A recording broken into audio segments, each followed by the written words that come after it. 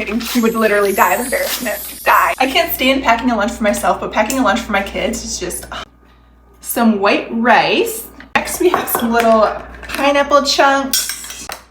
Next we have these Trader Joe pineapple meatballs. Like that. Look at these honkers. These are like as big as my eyeball. We gotta do some veggies. My daughter is the pickle queen. If you guys know of any idea how to pack a pickle without it leaking all over your lunchbox, please let me know. Rice Krispie treat.